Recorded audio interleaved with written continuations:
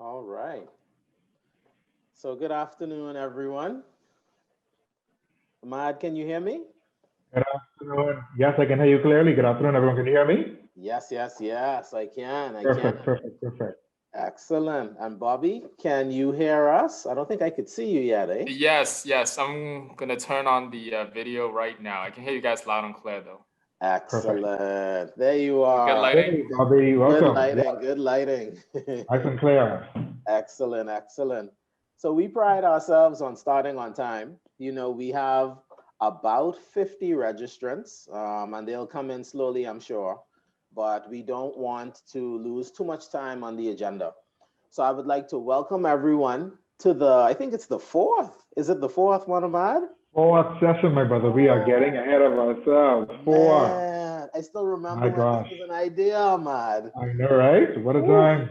what a time. Wow. What a So time welcome indeed. you, welcome you to the fourth episode in our transition series. And the whole intent behind the transition series, ladies and gentlemen, is to shift the conversation in the country. COVID has come and COVID has changed, if not for you yet, I'm sure it will, everything in your environment. And as business and HR professionals, we have to be receptive to the fact that new skills and competencies are needed.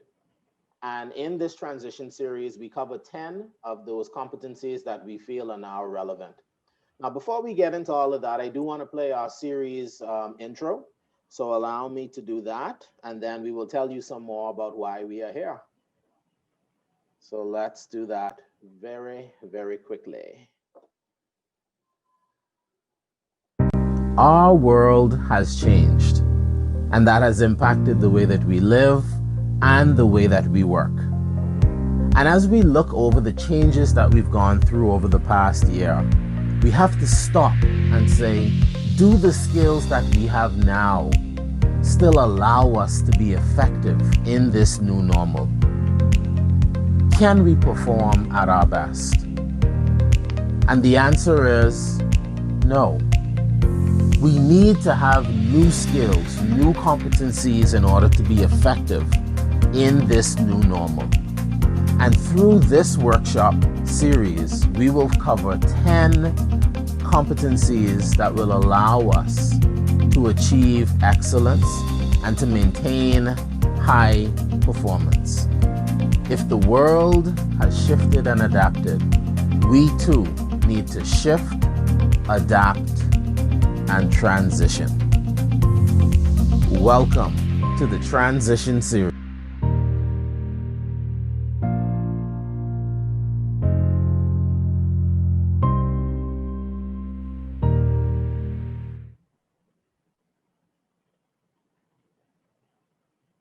All right. So good afternoon once again, everyone. We are here to talk about divergent thinking and how we can use divergent thinking to promote innovation and ultimately strategic differentiation.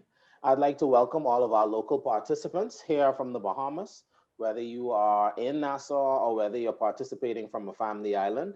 I would also like to welcome our international participants.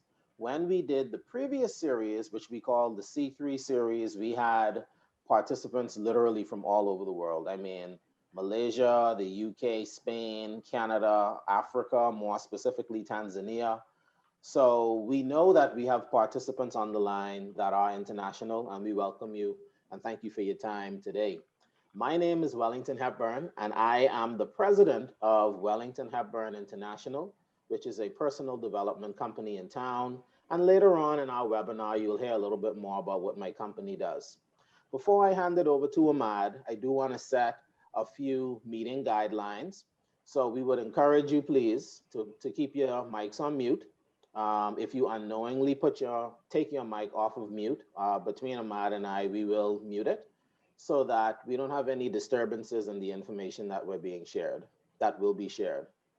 Please note that after Bobby's presentation and video this afternoon, we will have a period of time where we will turn it over to the participants, all of you, to get your questions answered. So drop your questions in the chat. If you don't want to put it in the public chat, send it directly to Ahmad and I, or you can raise your hand in the Q&A segment, and then Ahmad will allow you to get your question answered.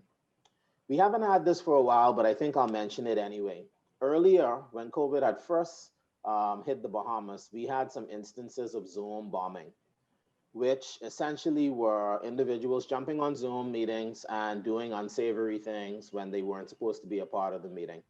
If that happens during this meeting, I will end the webinar immediately. I have all of your emails as a part of the registration process, and within 5 minutes, I'll let you know what our next steps would be via email. All right. So without further ado, I hand it over to the man, the legend, Ahmad Thompson. Tell us who you are, Ahmad. Good afternoon, everyone. Wellington, I accept that declaration. I received that in Jesus' name. We are so happy that you decided to join us this afternoon, ladies and gentlemen, for our very, very exciting conversation with Bobby Chen from the Central Bank, who will be telling us a lot about the sand dollar, but also we're going to be talking about innovation and how to turn that into differentiation, how to set yourself apart from those that you consider competition or those that you want to be in competition with. And differentiation certainly is the way to do that. And so my name is Ahmad, and I am the CEO of Astute Talent Management. And like Wellington mentioned, we will talk a bit more about what our companies do later on in the segment, but we're so happy to bring to you today Mr. Bobby Chen, the real legend as it relates to sand dollar and anything technology and innovation. We have the legend present with us, and we are so excited to welcome him in. Bobby, please, the floor is yours. Introduce yourself to our family members today. Thank you so much, Ahmad. Thank you for the very, very generous introduction. I am no legend by any means. I'm just, trying to make a difference. But thank you first and foremost to Wellington as well as Ahmad for putting this exciting series together. I think it's ultra important in a time like this to continuously retool and upskill our population, particularly in this downtime. I think it's really important to set ourselves up for the next transition into this new digital frontier, to this new digital era. Mm-hmm. I guess today, primarily, I want to discuss a bit about this project at Central Bank called Sand Dollar. It was recently introduced nationally to the Bahamian people on the 20th of October. We are extremely excited that we are the first mover in this central bank digital currency space.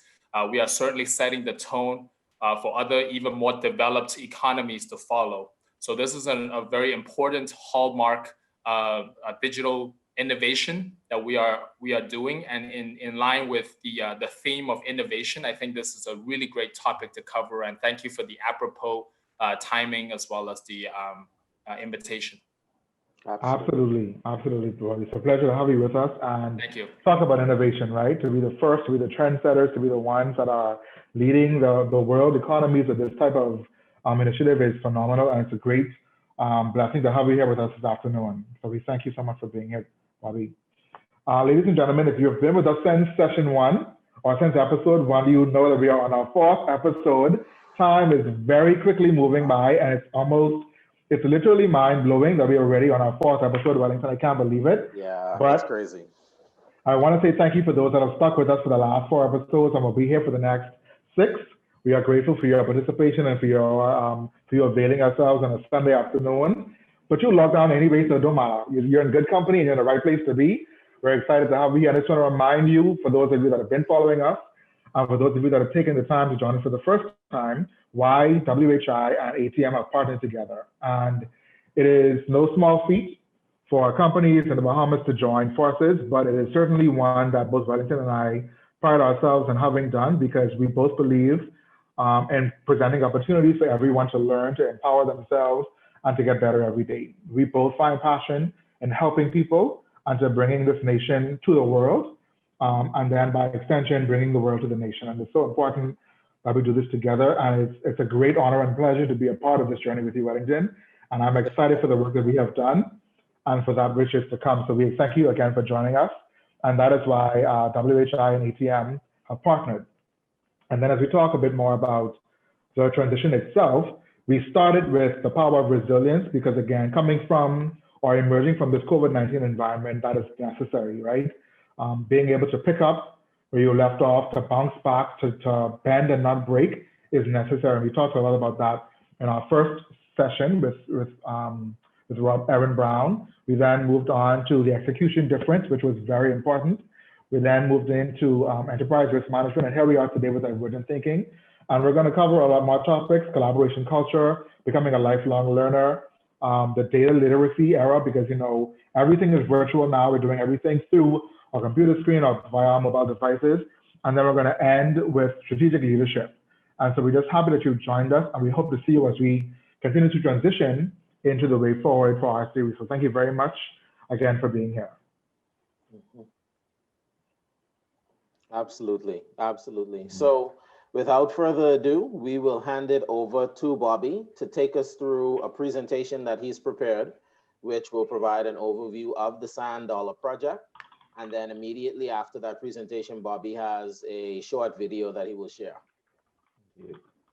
Awesome. Thank you so much, Wellington. Is it possible for me to become the host so I can share my screen, or is it I don't need to be? Now the host. Okay, perfect. Can you guys see my screen? Yes. Yeah. All right. Let me start from the very beginning.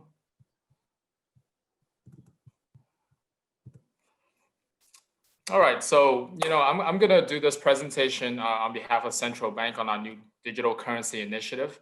As mentioned before, this is truly groundbreaking, and it's crazy to think that 2.5 years ago, when we first conceptualized this project, as a regulator, we were actually looked at as going against the grain, because IMF, World Bank, and other global organizations, BIS, they were all against. They were kind of dissenting regulators from developing their own CBDC, because it was thought of as excessive risk. It was also thought of as having unfounded benefits. But now, 2.5 years later into this journey, we became the first country to issue retail central bank digital currency that's available to the public. And we're being applauded and lauded for our efforts and work. And now we're being contacted by a lot of other global institutions to try to kind of learn from our experiences, which is tremendous. And I think it's remarkable for a small island nation like the Bahamas. So this is something extremely to be proud of as a people. And we want to continue to cultivate that and continue to push forward with innovation. Some of our objectives, right? The first objective really is truly to extend a regulated, unequivocal, even access of digitized payments to all of the people, to everyone in this country, from Bimini all the way to Inagua, right? We want all of our population to have even access to the same formalized financial services. And after the 2008-2009 financial crisis and the dislocation of the markets, a lot of the financial institutions found it economically infeasible or disadvantageous to operate in those sparsely populated locales. And as a result, they began to pull out their brick and mortar locations. So the population in some of those more remote islands were left with no access to financial institutions, right? No access to financial access. And the cost of doing transactions, the cost of doing business on those family islands became increasingly exponentially sized up because of that. And we as a central bank, one of our missions is really to obviously maintain monetary stability, but also to ensure that our people has access to sound financial services. So here are some of our key, I guess, KPIs, so to speak, right? One of which is to make our payment service more efficient.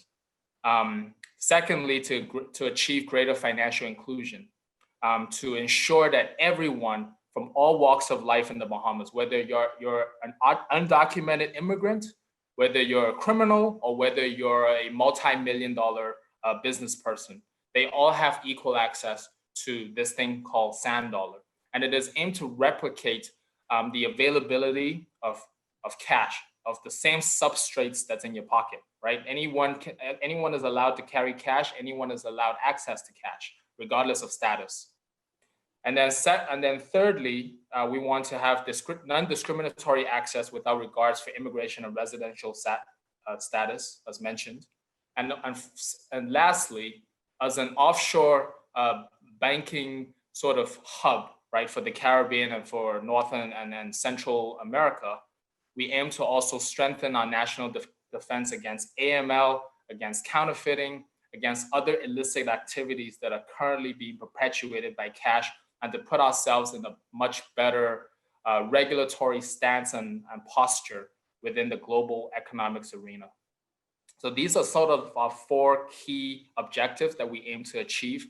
And it's also worthwhile to mention that the Sand Dollar Project initiative is an extension of our payments modernization system modernization initiative, sorry, PSMI, to that was extended, I guess that was produced back in the 90s, and now it has been extended to further, I guess, increase the digital footprint of our payments arena. Some of the key taxonomies of our sand dollar. What it is a digital representation of Bahamian fiat. It is legal tender, which means that it can be accepted as a settlement of debt in any part of the Bahamas, regardless of where you are. How is it transmitted? It is a mobile-based technology. More specifically, it utilizes QR codes to ensure interoperability within mechanisms, across mechanisms, I should say. And I like to say that Sand Dollar is financial institution agnostic, meaning that regardless if you are a customer with RBC, Scotia, or with any of the PSPs, Canoe, Omni, Cash and Go, as long as you have a Sand Dollar wallet and you hold Sand Dollar, you're able to exchange interoperably amongst all the different providers. You should be able to receive it instantaneously as well. The settlement is instantaneous, no T+1, no T+2, as with the current banking infrastructure, and it's at a very, very reduced cost. Just for informational purposes, for peer-to-peer, we are mandating that it should be free, meaning that if you transact from one Sand Dollar wallet to another Sand Dollar wallet holder, it should be completely free. Okay. And I guess I covered it a little bit on how much. It's little to no cost, non-interest bearing, meaning that we do not anticipate individuals using Sand Dollar wallets as a depository mechanism. We definitely do not want to disintermediate the financial institutions. We want people to still hold money in the bank as savings, as other investment purposes, but we also want the wallet to be a conduit that allows more flexibility between transferring funds back and forth without having to either pay for transactions and or having to go through, unregulated channels, so to speak. Here are some of the central strategies that we aim to implement. I won't go into details at all with all of these, but I'm going to go briefly touch on each of them. Cardless onboarding essentially allows individuals to be onboarded without any physical attachments, any type of physical like cards or whatever. Anything can be done via email, via SMS, anything can be done online. Offline capability just ensures that the network is up 24/7. Meaning that if there is any disruption to internet services, electricity, that obviously you guys can attest to, we typically get these every so often, these outages, that the Sand Dollar network is not affected. It's going to be constantly up, and we have redundancies in place. Interoperability with other wallet system, as I mentioned before, it's financial institution agnostic, meaning whichever provider that you go with, it should be interoperable with each other. RTGS wallet integration means that very soon individuals will be able to sweep money back and forth from your wallet to a bank account and vice versa. We are utilizing ACH and RTGS to help us connect the dots and bridge the gap, but eventually you guys will have unequivocal access to sweeping money from your wallet to your bank account and taking money from your bank account and topping up your wallet. So that's a process that we're currently working on and will be soon in production. Integrated KYC and AML module. This is something that's game changing because we are actually developing a whole new infrastructure for KYC purposes to standardize the process and to also connect all of the PSPs and MTBs and also other financial institutions into a centralized KYC database, right? One of the struggles in today's day and age in the Bahamas is we have very fragmented identities, right? Road traffic may have one set of identity, NIB has another set, doctor hospital has another set, but none of them really communicate with one another. So it creates a lot of inefficiencies, a lot of time, a lot of effort to try to, I guess, coincide and try to align all of those identities. But with the integrated KYC module, essentially all of that is shared in a type of very permissioned access portal, whereby if at the end of the day, you own your identity. You can dictate how you want your identity to be shared, how you want it to be used. You want to give permission to who can access and who can see which part of your information. So you become truly, the identity becomes truly sovereign to you. And this is what we intend to achieve with the integrated KYC module. Individuals put their information on some type of a database, and then you can allow, you can kind of toggle into permissions access and see who can access your information. The distributed mechanism, it's how we securely, I guess, store private proprietary information. And also we do have a distribution mechanism where we can top up multiple wallets at the same time by uploading a CSV file or Excel file that allows mass distribution of payments. So this would be particularly useful in a circumstance where payroll is involved or any type of social distribution, like in the case of NIB or in the case of any government initiatives to help incentivize individuals through tough times. So some of these things could be certainly used in those contexts.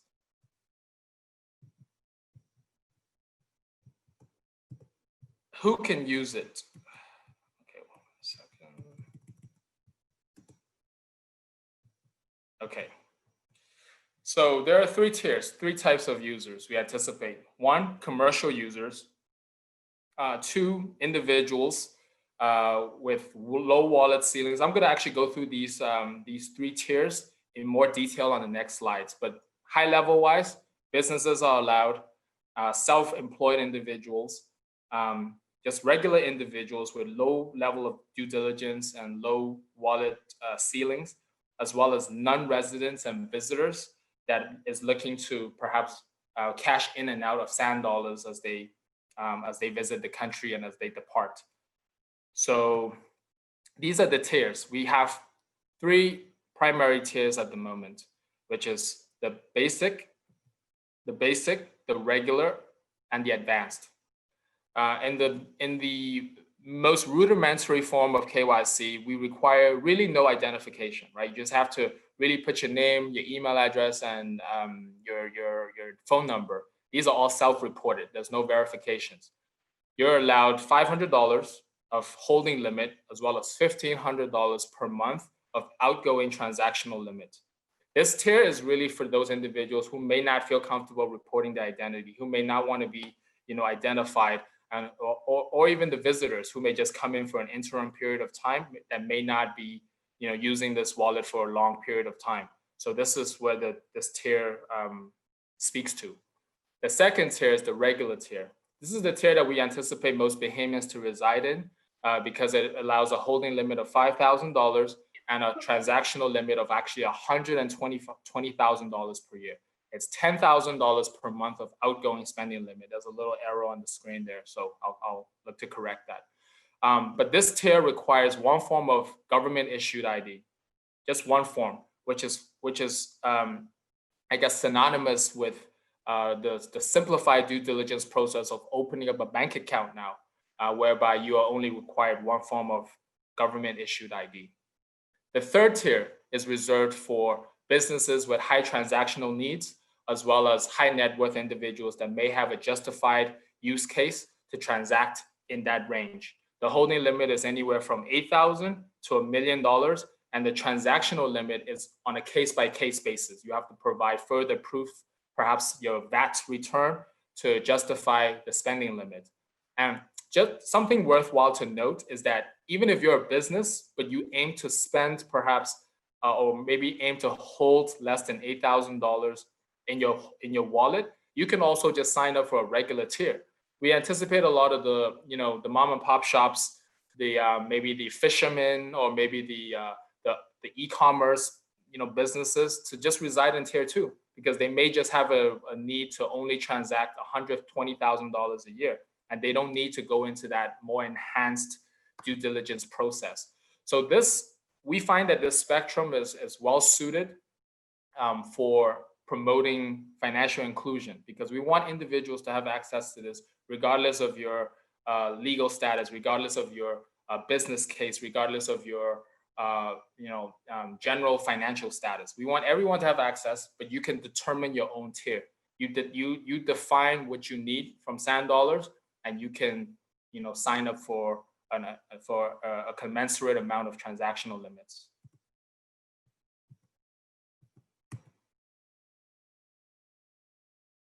So these are the forms. I mean, imagery tells a lot, right? You guys can vividly see the types of devices that are enabled for sand dollar wallet. So this is to note that the screens that you're seeing are for our central bank reference wallet. But we do also have other PSP wallets that also do the same thing, that function the same thing, but from a user interface perspective, it may look slightly different. So as you can see, I'm going to go from, I guess, left to right of your screen. From the left, you can see people putting it on Android and smartphones and on Apple devices, right? They all work the same way. And you can also use a smart card in the second diagram. You can see you can do the smart card with the QR code and the OTP, one-time passcode numbers, as well as the tablet. In the bottom left corner, you can see that there's a more industrial sort of device that can be used to connect to your inventory system. It can be used to also accept swipe cards, as well as EMV chip mechanisms. And then also it can scan QR codes. So that becomes very, I guess, very utilitarian and very functional when it comes to storefronts with multiple cash registries or multiple service lines, right? And then finally, you have these scanner codes that you can plug into a computer or a handheld device that allows you to also scan the QR code that's presented on your physical cards. So there are the options of either getting a card with it, particularly for those that may not be super technologically savvy or may not be, maybe a little bit more technologically averse. So we offer these cards as well as a supplement, but you can completely use the application if you so choose to. The mobile application is just as useful and just as interoperable and has all the functions. So these are some of the devices that are enabled. Let's get to security. Everyone asks, is my sand dollar going to be safe? Am I exposed or am I vulnerable to any cyber attacks? So before I even get into the elements, right, I'm going to actually make a blanket statement to say that any participant that wants to be API integrated into our sand dollar infrastructure must undergo an international cybersecurity assessment, a highly stringent and highly certified type of assessment before they are allowed within our infrastructure. And internally, we also have an independent assessment done on the overall sand dollar ecosystem to ensure that everything is up to a global standard, as well as everything is encrypted and safe for consumer consumption. So these are the factors that also further proves my point. One of which is the multi-factor authentication. We have two ways of multi-factor authenticating. One of which is on the smart card. On the smart card, there's actually a power on button. Let's see. I don't think I may have it handy. Let's see if I have it here. So you guys see the card, right? This is an older iteration, so the newer iteration may look slightly different. But you see the card, and I press it on. You see the 6-digit. This changes every 30 seconds. So if I turn it off right now and I turn it back on, and it's a set of different passcodes, and you see that they have these QR codes right on the cards themselves. These are essentially access to your wallet. It's what you use to scan. It's what the payer or the payee, depending on which direction of transaction you use, you will be scanning the card to access your wallet and to input the amount on your phone that you'll be paying, which will be demonstrated in the video later on. But all in all, this offers a two-factor authentication in itself. But we also have recently added a mobile authenticator that you can install on your phone as well to serve that same purpose, right? To further define the cardless onboarding module and to offer more interoperability amongst mobile devices. The wallet security, as I mentioned, has encryption for privacy and confidentiality. By default, the system is block all. You have to be essentially whitelisted to become a participant within the infrastructure, and you have to be vetted carefully by an independent security firm. And the cybersecurity assessment, as I mentioned, it reviews all of the softwares, the mobile apps. It does a code review, it does penetration testing, and then eventually you're issued essentially a report, right? A clean bill of health or otherwise, as well as remediation plans on how to rectify certain issues that you may have or certain risks that haven't been addressed as yet. So we do offer an entire spectrum of remediation for these firms, for these vendors and participants. Some of the benefits, I won't dig too deeply into them, but just letting you guys all know that these are some of the benefits of using CBDC. One of which is to reduce the cost of handling cash. As you guys all know, cash can be very dangerous, and it can be also very expensive.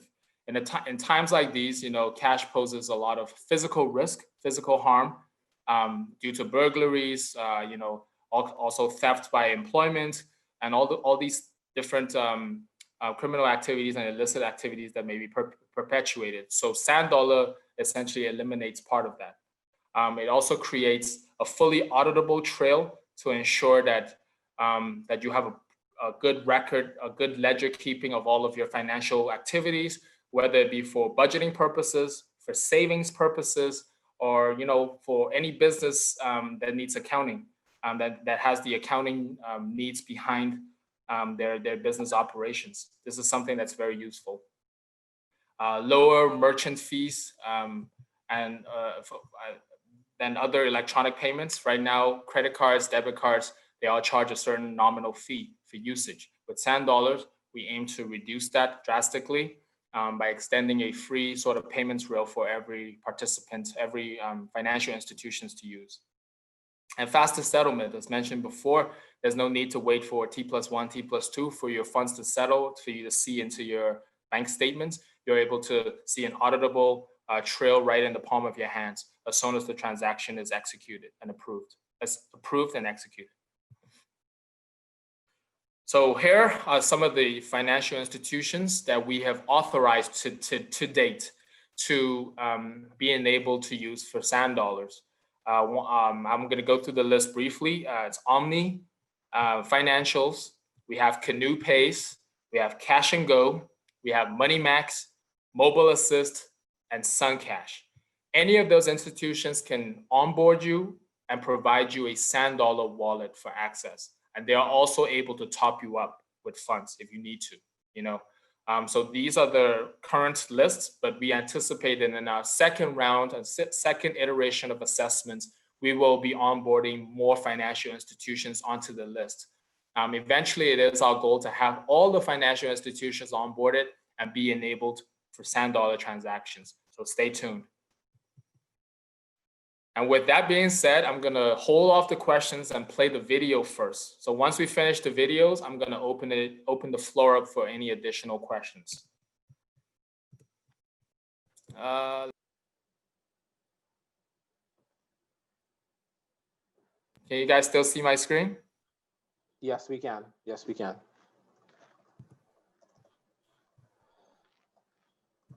And can you guys hear? Are you playing a video now? Yes. No, we can't hear. You I may hear it have now. to stop sharing, and then when you share again, to the bottom, there's a little option that says share computer sound. Yeah. Before you click OK, there's a little tiny little button to the bottom that says share computer sound. To the bottom left. Yep. Okay. All right. Give me 1 second. Yes. The Central Bank of Bahamas introduces Sand Dollar, the digital Bahamian dollar. Here's everything you need to know to begin using Sand Dollar today. When you get cash, you keep it safe in your wallet. Just like cash, Sand Dollar lives in a wallet too, a digital wallet. You can access your wallet using the Sand Dollar app or the Sand Dollar card. For this demonstration, we will use the generic Sand Dollar app. The look and feel of each Sand Dollar enabled app will vary based on the financial service provider. Getting started with the Sand Dollar app is simple. First, you'll need to enroll with any authorized financial institution. You can find a list on our website or social media pages. If you have a smartphone, first download the app from the Google Play or Apple Store, open the app and click Get Started. Follow the simple setup instructions, and off you go. There are 3 ways to send and receive sand dollars using the app.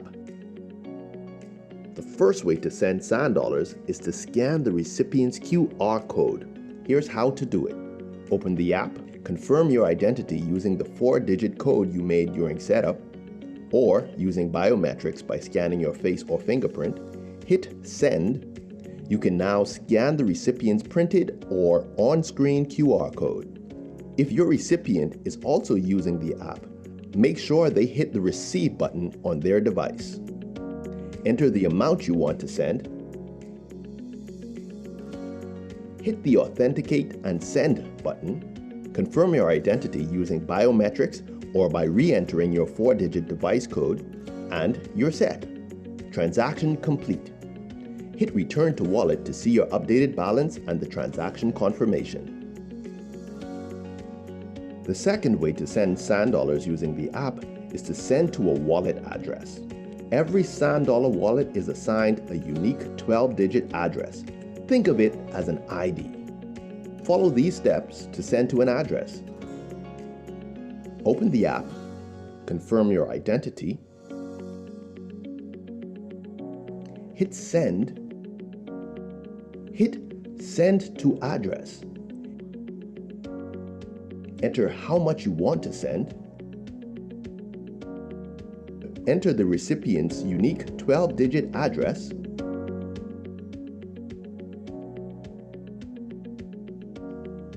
Choose whether to show your custom name or not. Make sure all required information has been entered. Hit Authenticate and Send. Confirm your identity again, and you're done. Sand dollars sent. You can also send using someone's custom name. Sending sand dollars to a custom name is easy. Simply follow the same steps as sending to an address. Open the app, confirm your identity, hit Send to Address. Enter how much you want to send. This time, instead of Send to Address, select Custom Name. Type the recipient's custom name. Choose to show your custom name or not. Hit Authenticate and Send. Confirm your identity, and you're done.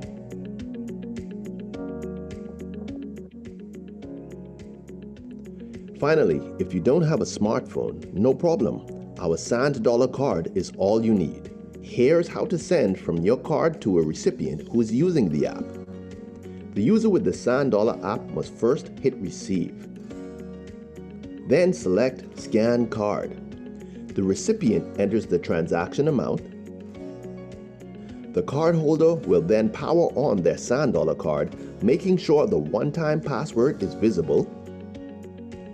The app user scans the card, ensuring the QR code and password are both visible.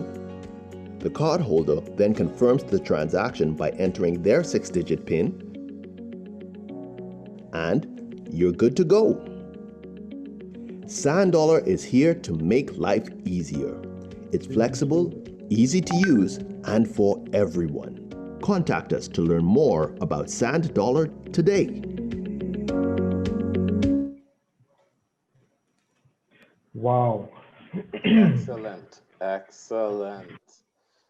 Bobby, I'll be the first to say that I was, up until about 1:41 p.m., I was a little bit of a skeptic because I was like, Sand Dollar, I don't understand if it's real. Like, is my money going in the cyberspace? Like, I didn't understand it, but I do have a lot more clarity now, and I want to help our audience get some clarity as well. So we have our first audience question, and the question reads, please explain the difference between Sand Dollar Wallet and other digital wallets being introduced by service providers such as Canoe.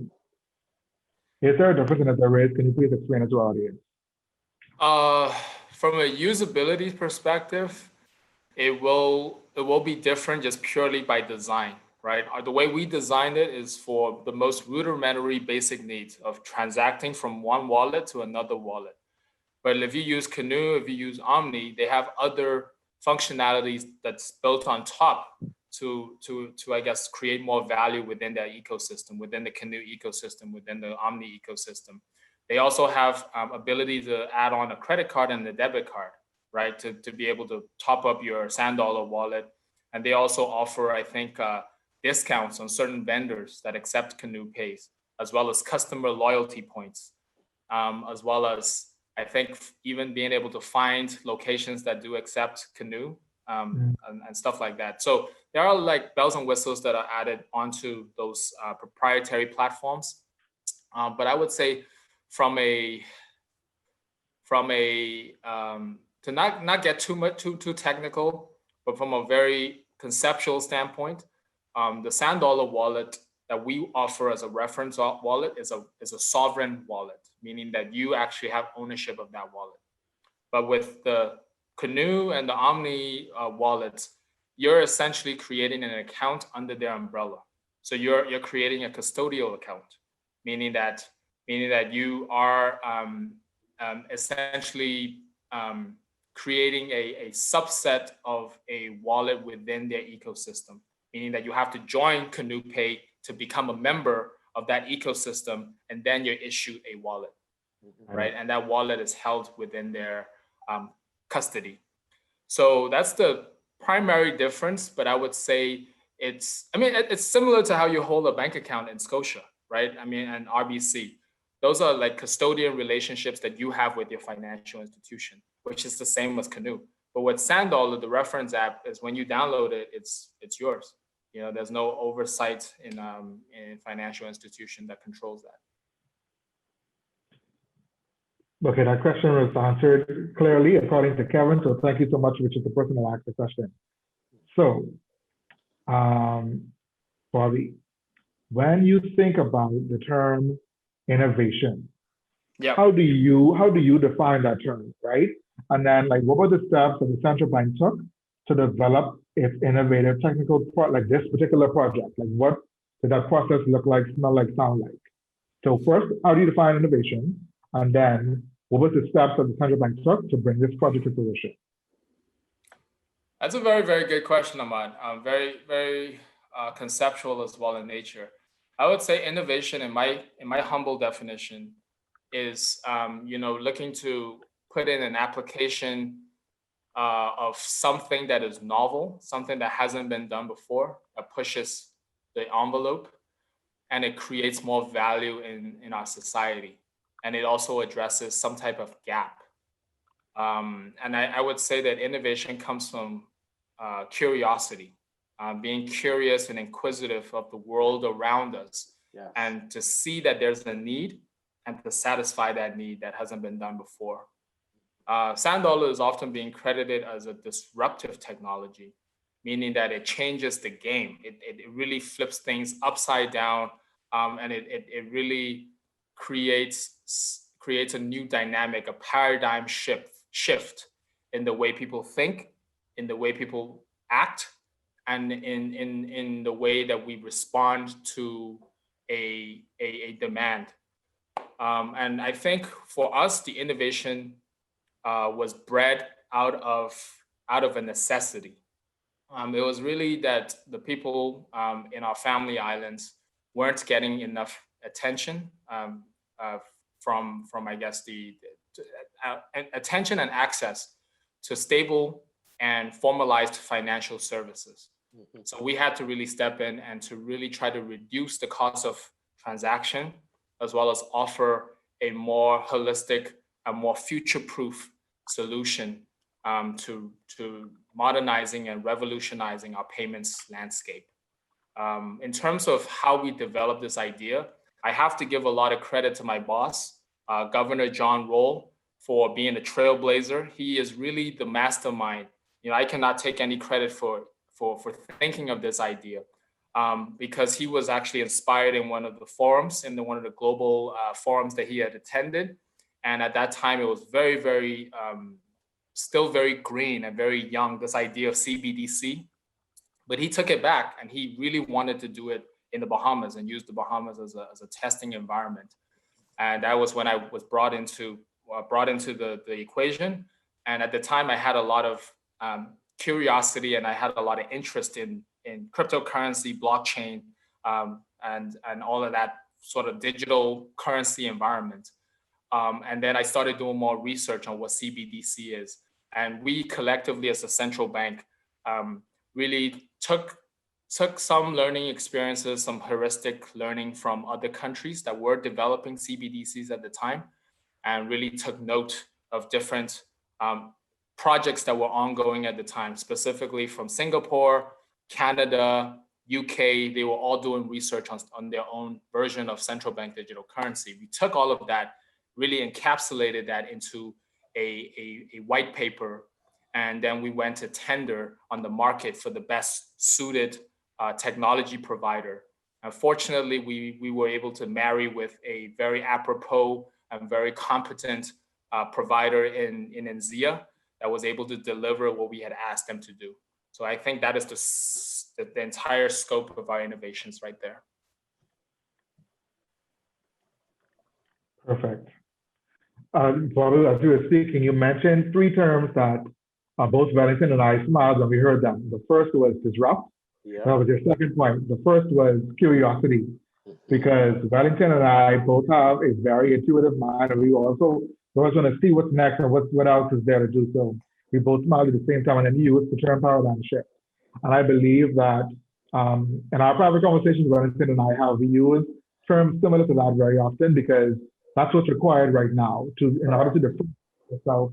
You have to do things differently, and it does require a complete shift of both mind, body, and soul. And so you were spot on with your response to this now, Bobby. Wellington, you have a question that you want to ask? Yeah, absolutely. So, what's interesting about innovation is that innovation isn't always well received, right? Correct. You said from your own lips that sand dollar has been more received as a disruptive technology. So as we focus on divergent thinking and thinking differently and creatively, we know that opposition and resistance is something that we as leaders have to face. Tell us about some of the challenges that sand dollar had to overcome, whether locally or internationally, in order to get us to this place. Very good question, Wellington, indeed. And that's something that we've been battling with over the past few years in regards to putting this project together. We've gotten a lot of dissenting views from not even just the people, from global regulators, from global authorities. Some of them don't see the benefits because they live in a different type of dynamic, right? They're more advanced economies. And in the Bahamas, I mean, human beings in general, we're very like innately very averse to change, right? When it comes to change, it's uncomfortable. It's the unknown of it, the sheer unknown of what CBDC can bring, the impact that it can bring to our economy. It's fearful, it's frightful, and it's uncomfortable.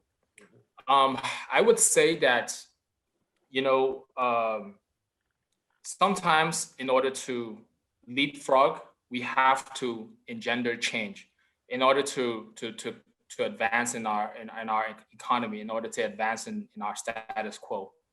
And we essentially, because we were so cash heavy, we had to really just leapfrog the whole credit cards, the whole online payments arena to introduce something even more novel, something that hasn't been seen before.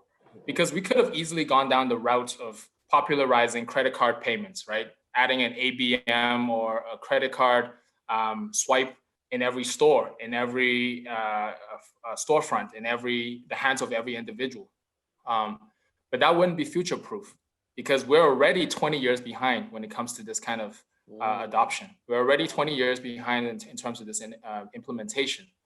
Wow. So with the CBDC, this is something that's going to be future-proof, I envision, for the next 20, 30 years, because economies right now, other global economies are slowly seeing the benefits of CBDCs, and they're slowly developing their own. And prime example, China right now is doing their own version of CBDCs, right? I know a lot of countries like Cambodia has recently launched their own CBDC right on the tail end of our launch. Wow. Solidifies our idea, which really validates what we're thinking, that this is going to be a global sort of paradigm shift. Other economies are going to slowly jump on, and eventually it's going to be a global network of CBDCs where I envision that a lot of these like FX derivatives, FX security products are all going to be traded based on CBDCs in the future, not just transaction purposes. It's going to be in the financial markets. It's going to be on Wall Street. It's going to be on balance sheets and income statements in the very, very near future. So this is something that we took the risk to do, and with high risk comes high rewards, right? And so if we protect ourselves and protect our downsides, I think we can be really a global trailblazer in this arena. Absolutely. Wow. Absolutely. Over to you, Ahmad. Indeed, boy, Bobby, you got the chat blazed, and we have some questions coming in. I'm going to field a few of them over to you. Our next question from the audience says, "Can you briefly explain what KYC is?" Oh, sorry. I'm sorry with these acronyms. CBDC is central bank digital currency. KYC is know your customer. AML is anti-money laundering. And CFT is, I think, counter financing of terrorism. It is. So these are some of the things that the Bahamas is under high scrutiny over because of our position in the financial sector, whereby global regulators are looking to us to set the standard as well as to abide by global standards as well. So KYC is something that we implement to all customers that are being onboarded into the Sand Dollar framework, the same way that individuals are KYC'd before opening up a bank account. Got it. Okay, thank you so much for that explanation, Bobby. We have another question coming in from the audience. And this question says, "So I was under the impression that we had to use Suncash, Omni, and Canoe to use Sand Dollar. Listening to you today, does it mean that we can just download the Sand Dollar app and use the Sand Dollar as I want to?" There's no limit to how many wallets you can hold. You can have a wallet from Canoe, a wallet from Central Bank, a wallet from Omni. Like the possibilities are endless. It's just up to your use and up to your preference ultimately. But in order to open up any Sand Dollar wallet, you have to go through one of the authorized financial institutions that we call collectively as the AFIs.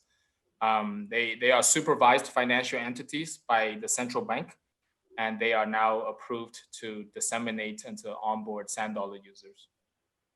disseminate Okay. for sand dollar users.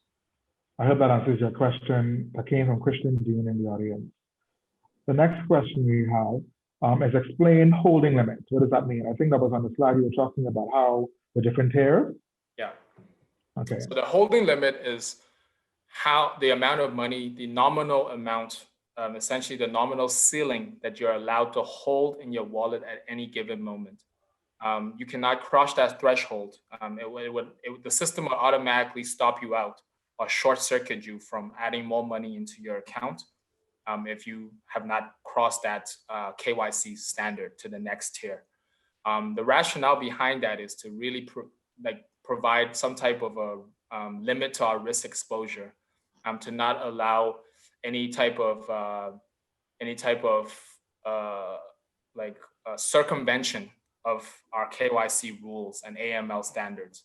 We don't want individuals to use this as a channel to perpetuate any type of illicit activities, any type of laundering and such.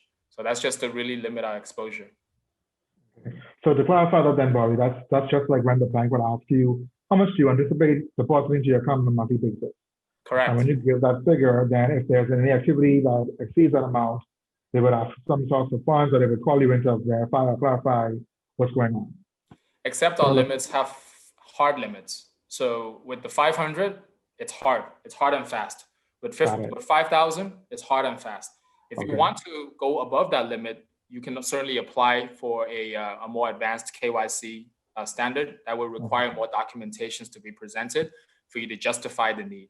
And we look at it almost like a traditional wallet. Like on me, I don't carry a whole lot of cash. I'll carry like maybe $200-300 just to pay for any miscellaneous expenses. I would not necessarily want to hold a lot in my wallet. I would keep most of it in my bank account. And I think people should have their minds set to similar treatment of digital wallets. You know, the fact that it is secured in your phone doesn't mean that you should hold tens of thousands in there for whatever reason. You know, don't replace it for a bank account. Use it as a means to transact. Understood.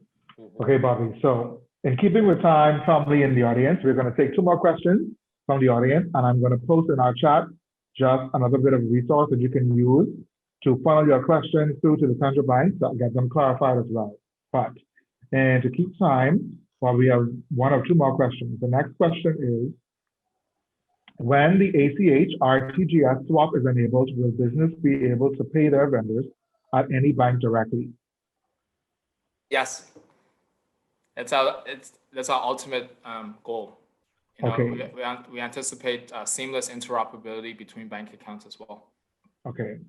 And then as a second part of the person's question, also, will Sand Dollar as a disruptor also act like a bank for business? Will it use open banking standards, and will I be able to connect my Sand Dollar account to my bank fees and my QuickBooks or Quicken for budgeting?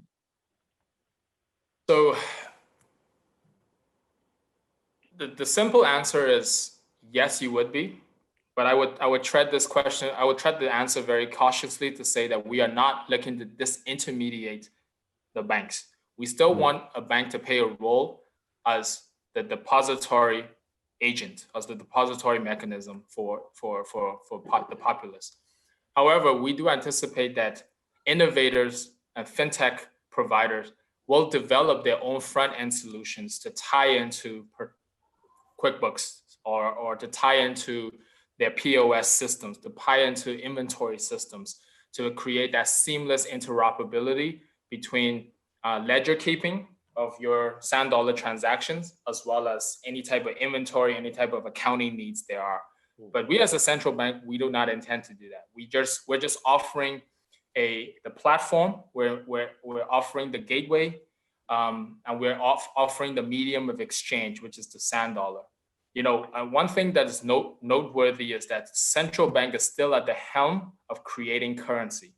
We're just creating it in a digital format and disseminating it through different channels.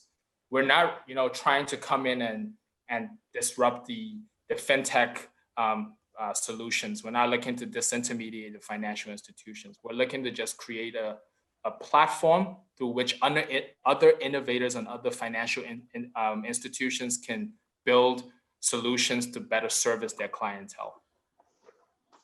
Understood. Thank you for that clarity, Bobby. Appreciate it, man. No problem.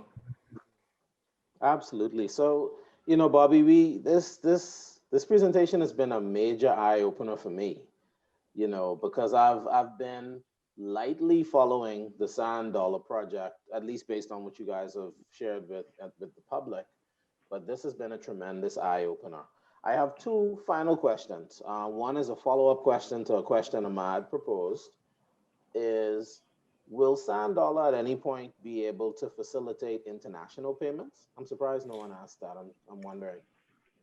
Yes, eventually it will. As I mentioned before, other countries also developing their global various digital currencies of their own. So it is anticipated that eventually we will. We are currently actually working on a solution, some type of a shared gateway to interoperate with other global currencies. And you know, effectively, the Sand Dollar is only as valuable as its network effect, right? The more countries that are using CBDCs, the more individuals that are using Sand Dollars, the stronger the network, and the more value it creates to the end users. So we anticipate that as other countries develop their own versions, we will see some type of interoperability between these digitized global currencies. Okay, excellent. But that's not something that we're in the near term looking to do right away. Okay, understood. Understood. And the final question I'd like for you to leave us with some insight on is the purpose of this webinar is divergent thinking, innovation, creativity, and to help us shift our capability in that regard. So if you were to leave us with top 3 or 4 tips to help us continue to think divergently moving forward and be more innovative, what would you share with our audience? I would say, going back to the point of being curious, right? I think we need to ask more questions. We need to figure things out for ourselves, and not jump too much into conclusions. Sometimes people, you know, would grasp on the first thing they hear and formulate an entire opinion just based on that one perspective. You know, I would say to look into different perspectives, to read up on it, to really gear yourselves up to face the next sort of frontier of technological development. Because let's be frank, we're living in, we're really traversing in a sort of a global revolution of technologies, the most revolutionary technology of our time, right? With this whole contactless payments, whereby money itself is becoming a biohazard, a bio sort of risk for our health, right? So we really have to think outside of the box. We really have to find ways to help out our population to solve a need. So I would say to always, for innovators out there, for fintech, for people that are looking to get into fintech, to really think outside of the box. Think of products that you can develop around the Sand Dollar ecosystem that's going to really generate value. And sometimes you don't have to be innovation doesn't have to happen from new ideas, you know. Sometimes innovation can happen from recreating an idea that had been somewhere else, but maybe in the wrong context, or maybe it was ahead of its time. Yeah. It's just taking that and repurposing it for the local context, somewhere in the Bahamas. Like right now, there's a lot of things that we don't have that other more developed economies have in China, in US, and Singapore. It's a matter of just taking that same idea, repurposing it to local context, and building it around the Sand Dollar framework. Correct. It's really simple as that. So I would say I would leave it to that, to the innovators and the creative minds out there to further pursue. Absolutely. Absolutely. Thank you for that, Bobby. Thank you. All right. So now we're going to switch gears for about 10 minutes. A part of what we do on the transition series is we not only give you content and knowledge, but we also have in the second hour reinforcement. So before we get into our reinforcement, we're actually going to take a short break. And during this break, we're going to have an innovation activity exercise by a close friend and business colleague of mine, Mr. Ranbert Mortimer, aka Wayne Head. All of the marketing, all of the branding, all of the website, social media integration, all of that you see from WHI, I would so love to take credit for it, but it is absolutely not me. It is surely Ranbert and his company. So Ranbert, if you are up and you can hear my voice and see my face, you have 10 minutes, my brother. Work your magic. I'm letting you know I woke up for you. Like I want to look as wild as possible. Ladies and gentlemen, I want to make sure, first of all, you can hear me. Wellington, everybody can hear me? Everybody can hear you, my brother. you gotta razzle it up. Some of y'all too neat, some of y'all cop. You breaking up a tad, you're breaking up a tad, or maybe it's just me.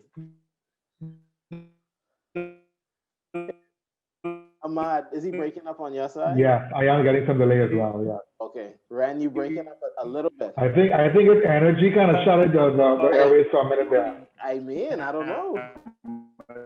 Some of you in bed is fine. Ran, can you hear us? Am I better now? Can you hear me better? Try it again, Ranbert. Yeah, try it again.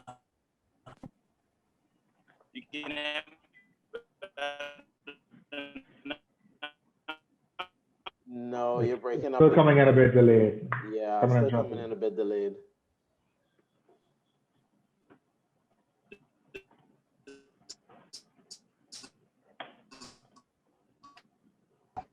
All right, one more time. All right. You're testing again. Everybody's good. Can you hear me now? We can hear you. That sounds much clearer. Excellent. Yes. Excellent. So again, it's my job to make this as fun as possible. That was a lot. I was listening to parts of it. The sand dollar presentation was a lot of, the left brain function, a lot of fundamentals, making money, ladies and gentlemen. This is not that presentation. It's my job as a creative to have fun.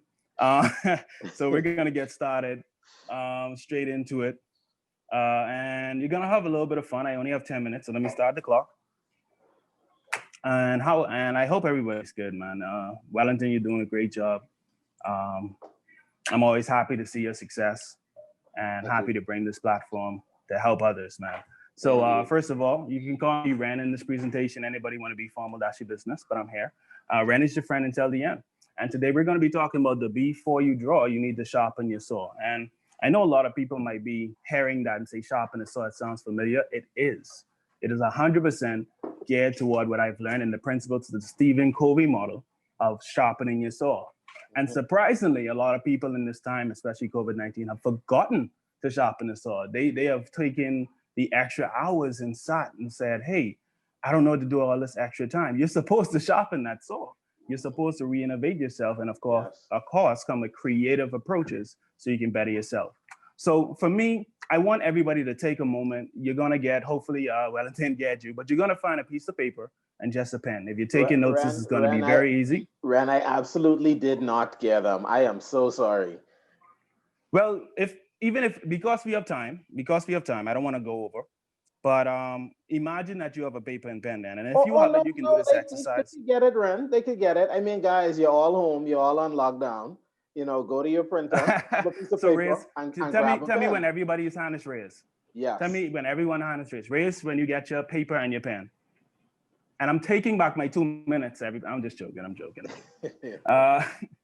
So everybody just raise your hand once you get all thumbs up. Yeah, that's fine. Once you have your paper and pen. And while we do that, I'll just give a little more briefing about who I am. So I call myself just a creative leader. In this presentation, you'll understand why I don't really limit myself. I find I'm in the Bible, in the story of the 10 talents. I'm the guy who gets 10 and comes back with 20. And that's fine. I love my role. I identify as sexy. I know a lot of people use big words, intellectual, resourceful. No, I identify as sexy. I look every morning in the mirror and say, yep, still sexy. And so that's the kind of person I am, ladies and gentlemen. Business communication, I do not refer to him as sexy, just so you know. No, that's a personal thing. The guy I'm standing looking at the guy in the mirror, said the wise prophet. So everybody, we got a thumbs up or hands up. It's my pleasure again to be that creative break. Okay. Grab your paper. Let's move with the 5. Yeah. Yeah. Go ahead. Let's move forward. So this exercise is very simple. If you've been in a lot of presentations, I'm sure you did it before, but you're gonna place the paper on your forehead and you're gonna hold it with your strongest hand. So you're gonna hold the paper to your forehead with your strongest hand, and you're gonna take your weakest hand and you're going to get ready to write. And what I want you to do in the next 30 seconds is attempt to write your name on your forehead. And you even have assistance via, Zoom video, but attempt to write your name on your forehead with your weakest hand and start. Oh, glory, I could feel Hold this. on. We writing the way we read, or we writing the way I could see it? Right with no, it's up to you. Let your mind be a guide. Oh boy. But attempt to write your name. And of course, those who have realized that the camera is inverted have realized that this is tougher than I thought. Right. Yeah. I'm not even using my camera. Oh, but I did actually. I just bad like that, Ran. I just bad like that. All right. So 15 seconds. So Ran, my name has like 1 million characters, so I just wrote Welly. I couldn't. That's on you. Identify as what you want to identify as. And that's about time right there. So take a look at it. Wow. And this is an exercise because before we begin, especially I'm with very being so proud. left-minded, we have to remember that we need to open our minds to whenever we take on a creative approach. And that's how I want to start it off. Take a look at that, and right underneath it, with now your strong hand, I want you to rewrite your name. Okay. And what this is to represent, you keep that, you hang it up, because this represents the growth that a lot of time we take for granted. That the original one is as close as possible to you in kindergarten grade 1. Kindergarten grade 1, that's you. And the difference is you now, after years of school, education, influences, and leadership. Just be mindful of that difference while we go on this creative journey. So what are we talking about today? We're going to be talking about the be forward thinking model. Just joking, Wellington, not joking. All right, so basically there are 3 B's that I use every morning whenever I'm creatively getting a start. We're already halfway through the presentation. So this next half, this is the meat on the bones. And of course, the first one is broaden. Remember these: broaden, break, build, and battle. Broaden, break, build, and battle. And if you want to write them on the side of your new work of art, you can. So the first thing is, I am actually a guy with a psychological background. A lot of people just think of me as an artist. I'm not just an artist. So of course, I studied with Ahmad at the University of the Bahamas. And one of the theories that I love and I utilize every day in positive psychology is the theory of broadening and building on yourself. What it says is that positive psychology basically says, let's put into me before crisis comes, to summarize it for everybody. So those positive emotions that awaken an array of thoughts and actions are needed because we know inside the workplace, they increase the trust that you have in management. Meaning, let me say that again. If I already got up, smiled, kissed my children, say hello to the dog, give the dog a walk, got in my car, listened to my favorite music, bouncing in with my coffee, got my little dance, and then I see my boss is like, hey, boss, and the boss just, hey, it's that kind of morning because the energy is matched. The second thing is you have a pride in your work. And there's an old commercial of this McDonald's worker who goes, orders coffee, the same module, goes through everything, and at the end of the commercial, they put on a McDonald's hat and they say, can I take your order? This is the thing that HR specialists and leaders are trying to get at. And the thing is, it's what you put in before anything. That's why this is the before approach, right? So what else does that mean? That means now we have to do a checklist of our morning routines. There's this great analogy a lot of leaders use of pouring a clear jug of water into a little bit of Coke soda, and you keep pouring until eventually you get a clear glass. But if you look at the amount of water you have to pour in to get to that clear glass, you would understand the amount of positivity that you need to get to where you want to go. A lot of people are not paying attention to that morning routine. Are you listening to a motivational tape? Are you taking a walk? Are you kissing your wife or spouse? Are you taking time to cook a meal in the morning? Are you slowing down with that cup of coffee to notice nature? Are you slowing down to allow a creative approach? And again, broadening your perspective, still thinking of the issue at hand. But even over a cup of coffee, you meet somebody and just throwing ideas out there. Are you taking advantage of opportunities to broaden your perspective and become more creative? Or are you narrow-minded? And this is the opposite. The narrow mind says, I'm so focused, and this is the confusion of focus. I am so focused and tailored into this issue right now. This is what I need to think of. This is the project. And I need to just block away like the horses, right? I need to put something in and block away everything to stay tunnel vision on the issue. But what you are missing out on is the opportunities for creativity. What if, one second. Mom, 1 second, thanks. What if that in that moment of the coffee discussion, what she would have said could have inspired a thought you never thought of? What if 1 + 1 could equal 1,000, as Covey model would say, right? What if just talking to your wife, she says something and that triggers, oh, that's the solution. That's how I'm gonna reach Tom today.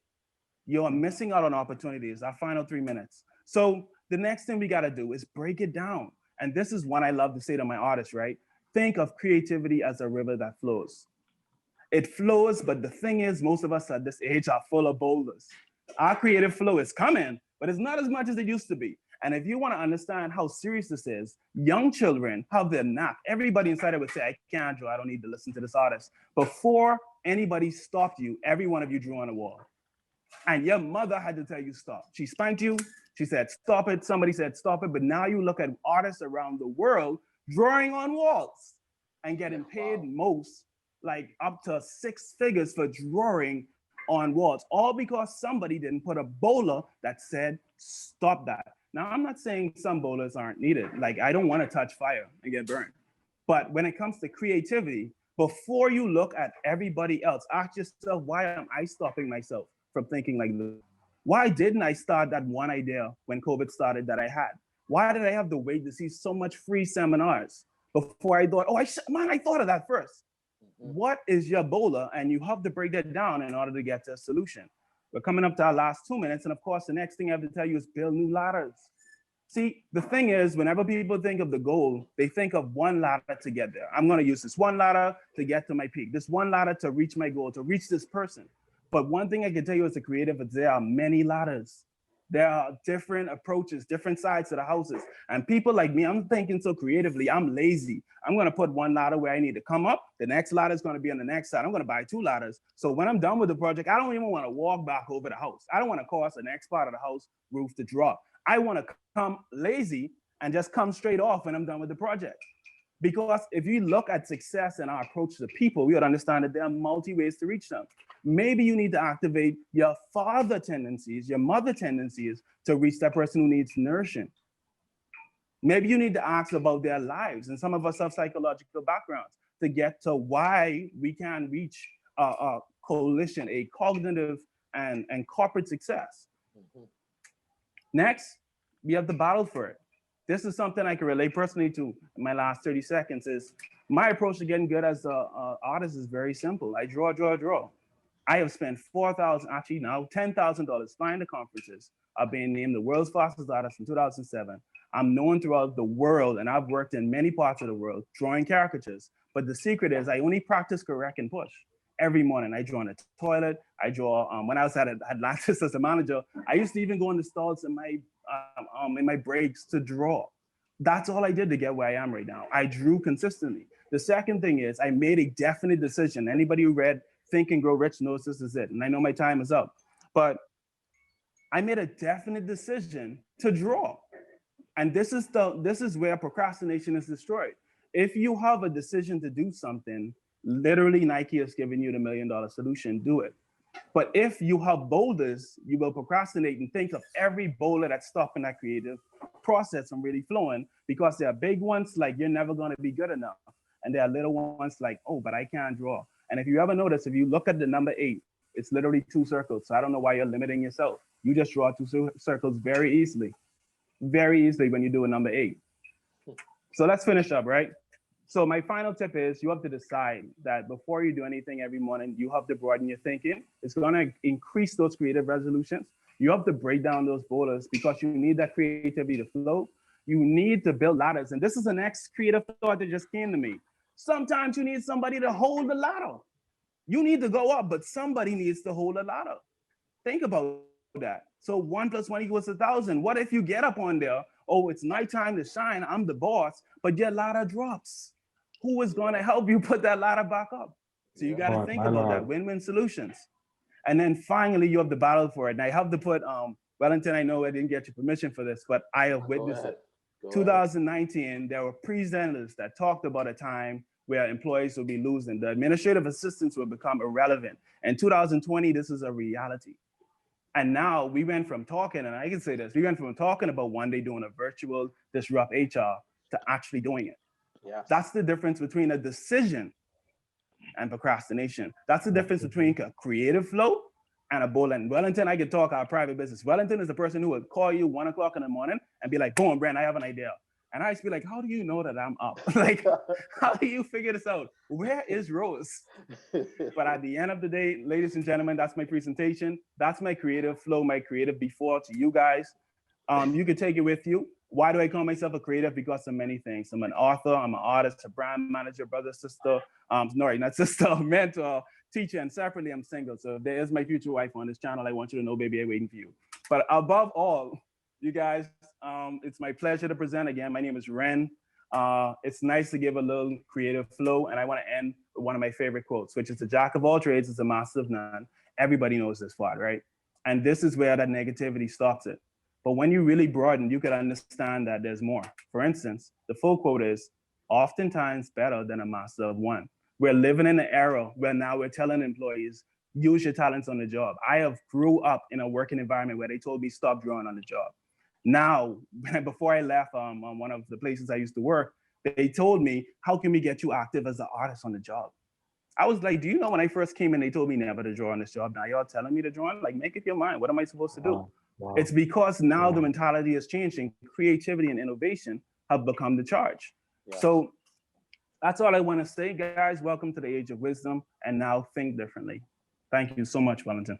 You're welcome, Ren. You are welcome. Listen, guys, a lot of you on this chat know me personally. Some of you don't. But I joke a lot because that's my style. But right now, I am incredibly drop dead serious. Renbert Mortimer is not only a friend, I consider him a strategic advisor. Ren and I partnered in 2019, and this young man breathed life into my brand and into my company. He spoke some things to me that at first I was like, hey, I know this guy, I don't know, these creatives, I'm a logical, I'm not a creative, right? And when You gotta have the look, Wellington. yeah, You gotta grow locks, I man. gotta grow my afro back, man. So, but when I really thought about it, he has elevated this brand, WHI, so much more than you will ever know. So if you need any of his services, website services, caricatures, graphic art, strategic consultants, business cards, marketing, I mean, it just goes on and on. Phenomenal guy to partner with. Thank you, Ren. My family appreciates you, Ren. So let's continue. We are now going to get into our team activity. So let me pull it up on the screen. And all of you would have gotten this via email. So if you got it, that's fine. If you did not, it's okay too. You didn't have to do any pre-work. So what we're going to do is we're going to spend the next 15 minutes doing a team activity. This team activity is brought to you by WHI and Astute Talent Management in the form of Ahmad and myself. So if you need any of our services, please reach out to us. I'm going to give you some instructions, after which Ahmad will put you in some smaller breakout rooms, and then you will have an activity to take care of for 15 minutes. So here are some pre-activity instructions. Ahmad will place you in a smaller breakout room, like I just said. Each team will have, since we have about 20 individuals, Ahmad, I'm thinking teams of 4. Oh, yeah. Mm-hmm. In each virtual team, you will have to select a team lead, and that team lead will be responsible for capturing the answers of the team and encouraging team discussion. And what will you be discussing? You'll be discussing the question that's on the screen. I'll read it out loud to you. Imagine that you could blow up, how we say it in Bahamian, imagine if you could blow it up, remove, or change any restrictions or blocking rules at work that hinder you from being innovative or creative. These are rules that either prevent you from serving your customers fully or simply doing your job the best that you could. I just heard somebody say hallelujah. In your team session, we want you to discuss what they would be and how you would remove them. Now, a couple other notes is that we'd like to encourage each team to come up with about 5 blockers. And we want you to use a model that we came up with in terms of documenting these blockers, eh? So the team lead is going to be responsible for finding a piece of paper. You're going to draw 2 lines down the page, and you're going to summarize your team's responses, similar to the example that I have on the screen, all right? So you're going to note, what is the pain point? What is the potential if that pain point is resolved? And how are you gonna do it? You know, if you went into work tomorrow, what would you do to help alleviate this pain? This is a random example that I've created. So the pain point is, I'm a team leader. I have no budget to allow my team to create any small projects to make our department more efficient. And it's frustrating because it's almost like we operating with handcuffs on. The potential of allowing us to have a small budget is that it would boost team morale. It would allow us to be more innovative and agile, because as we come up with these ideas, we have a small pot of money to explore them. It allows our department to add greater value, and our team members would be more empowered, and we'll have greater efficiency. So you know what my plan is as the team leader? I plan to reach out to finance and gain their approval. They need to give us a small little petty cash fund, man, you know, and I'm hoping to have that done by next month. All right. So the team lead is responsible for finding this sheet of paper and following this approach: pain, potential, and plan. All right. And what we also want the team lead to do is to find out from the group which 2 responses are most important for their team. All right. So at this point, I'll pause to see if there are any questions surrounding that activity. Everyone is clear? And if you do have a question, you can unmute your mic for a second and ask it. Otherwise, you are free to just hold on for a second while I place you into your breakout groups. And since we're down to 17, Ahmad, I'm thinking let's do maybe just 4 groups. Yeah, let's do groups of 3, because then that would give us about 5 groups. Let's do groups of 3. Just check your chat for me, please. I'm going to send you a message. Sure, no problem.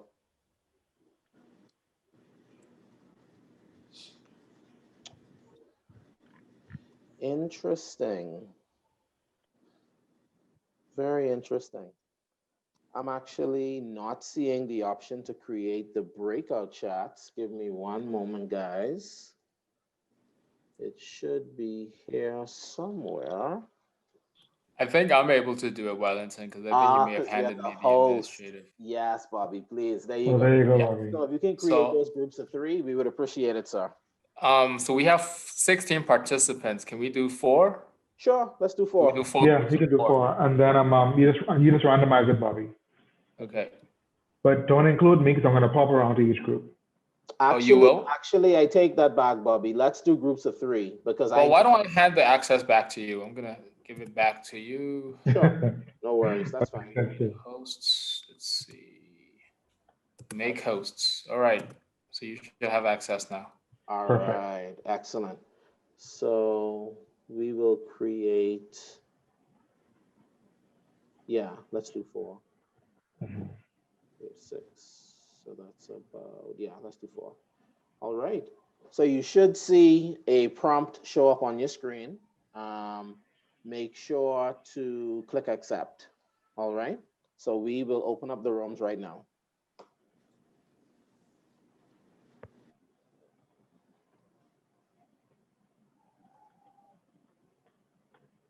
And I'll make you the host, Ahmad, so you can, yeah.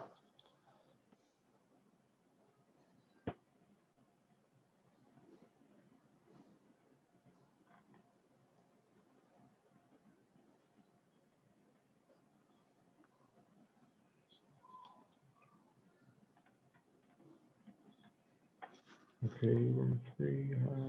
And Romika, Kathy, and Charmaine, do you see the prompt on your screen? You should.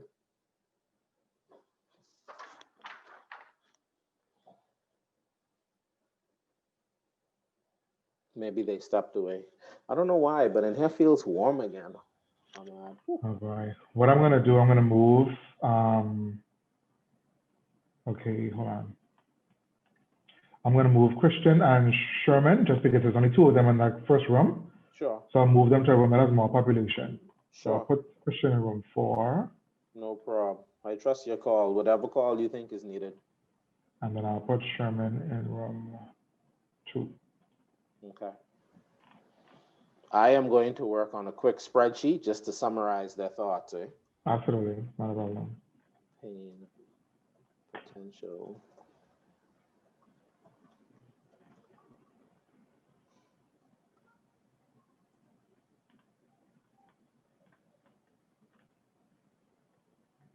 I think a few more people joined. You may have to. Yeah, I'm gonna put them in right now. Okay. All right, no worries. So I'm thinking we do this activity until maybe about 2:45, and then Okay. we can bring them back, and we could do our wrap up until about 3-ish, and then after that from 3 to about 3:10, we wrap up. Okay. Sounds Yeah. good. All right, I'm going to turn my mic on mute and my camera off. I'll just work on the spreadsheet real quick. Sure, man, no problem. All right, cool.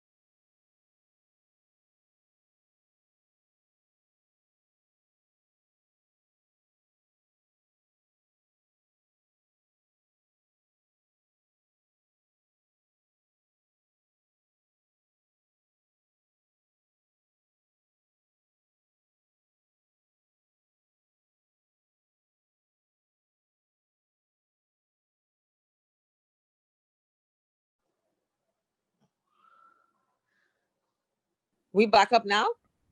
Yes, you are back to the main floor, everyone. We Okay. surely are.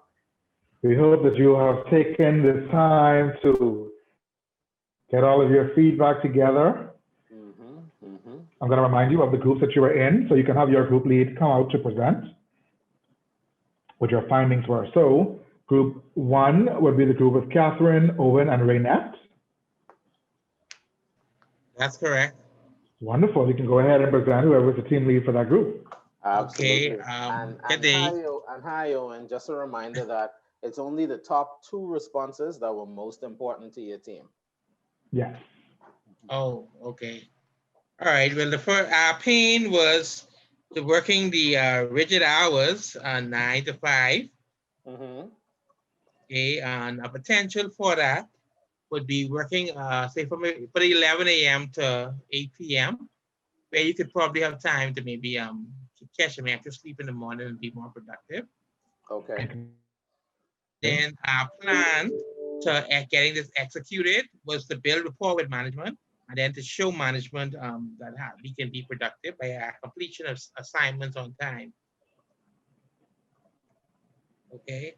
Next response would be commute, driving from home to the office. Okay. And then our potential would be working from home. Okay. Because driving from home to the office, that takes a lot of time. So the potential to be working from home. And then the plan would be COVID-19, because it allows you to help you work from home. And the output, being able to be productive in working from home. Okay, that's our 2. So I just have a couple questions before we transition. So when you say rigid hours, it's not that the amount of consecutive hours is the issue, it's just the scheduling of the hours. That's correct. Got it. I got it. And in terms of driving and commuting, Owen, you're making me nervous today. I don't know what to do, man. You just have that impact on people, eh?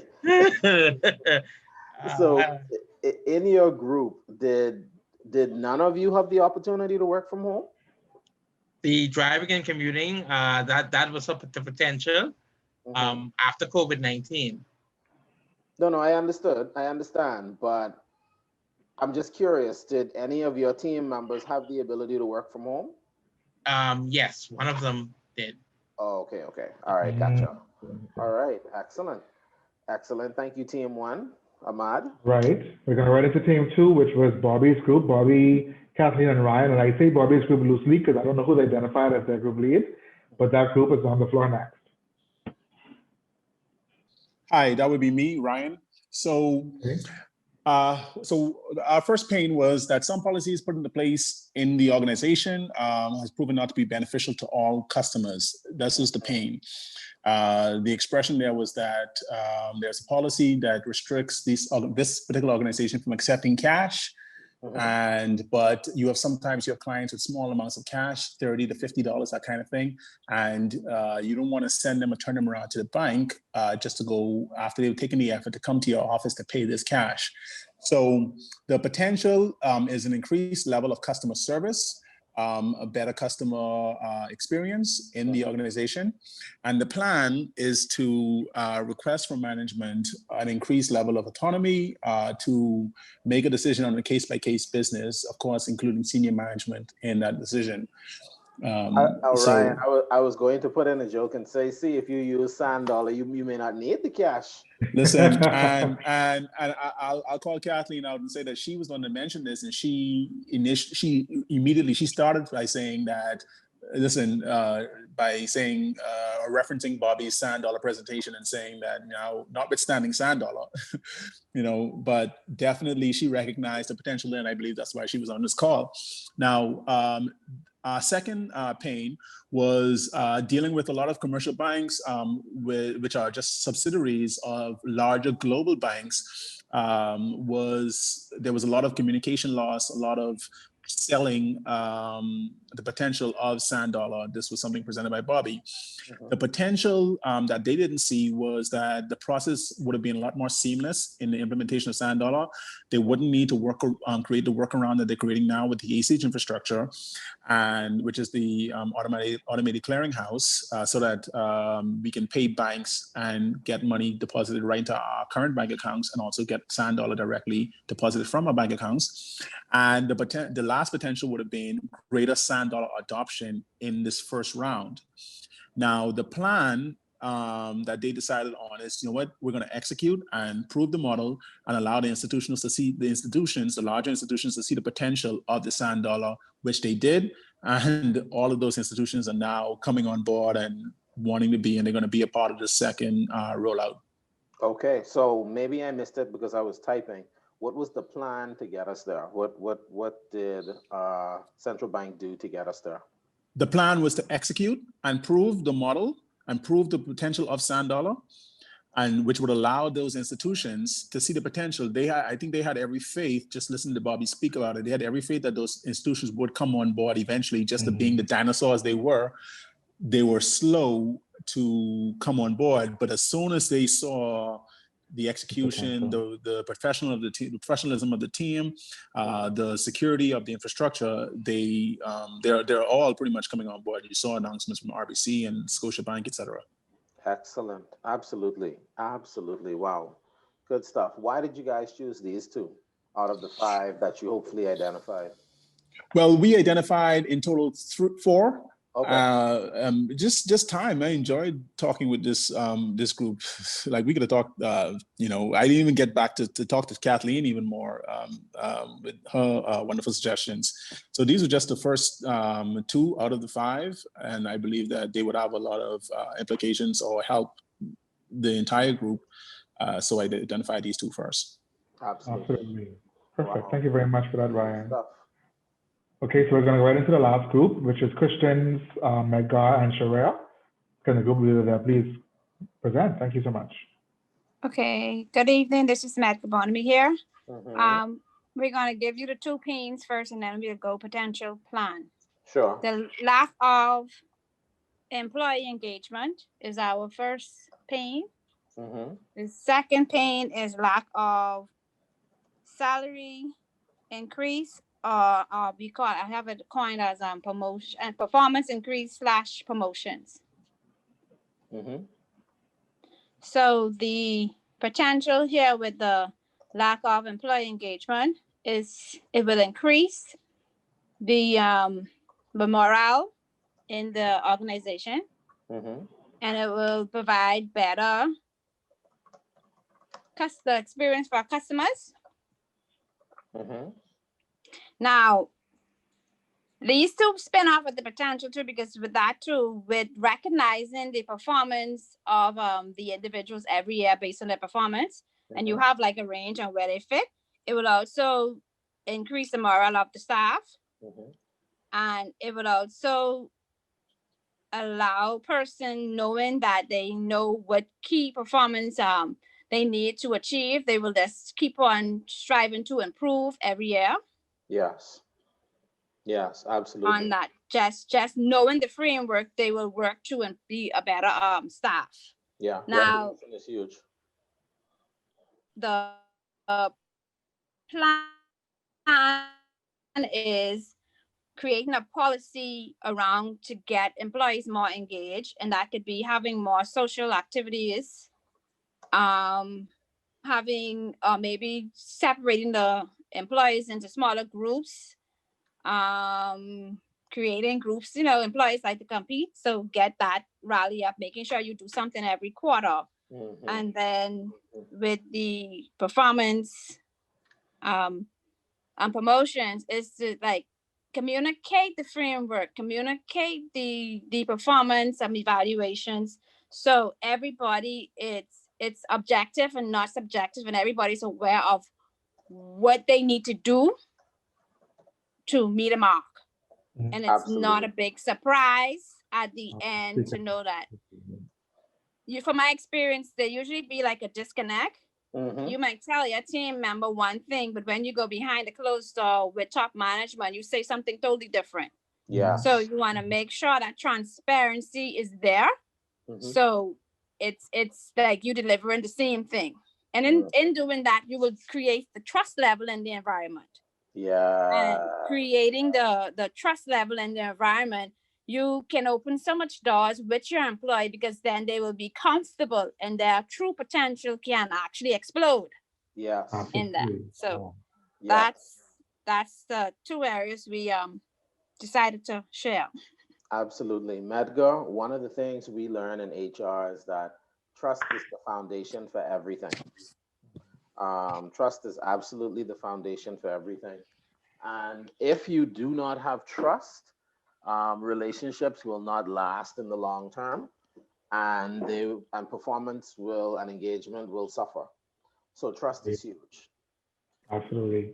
And your last point there too, Medgar, that communication point is necessary because, to your point, oftentimes employees are actually shocked by way of a performance appraisal, and that should never be the case. As an HR professional or a business leader or even an employee yourself, you should ensure that anything you're receiving in form of a rating or an evaluation is neither a surprise or a shock to you at the end, and it's something you're already aware of, are actively working through, and your employees can also take pride in the fact that they've worked on improving themselves over the course of a year. So that's some really good points.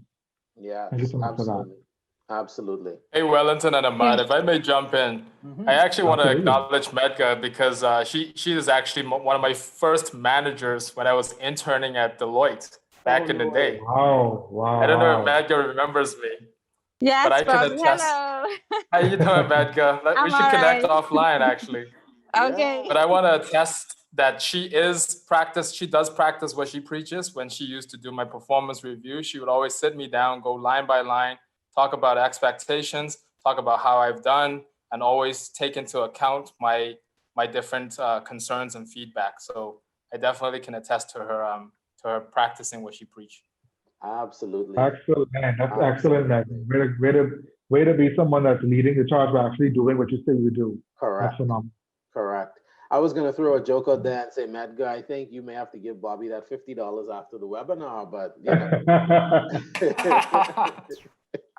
but I take it that was genuine. I'm only kidding. Indeed, absolutely.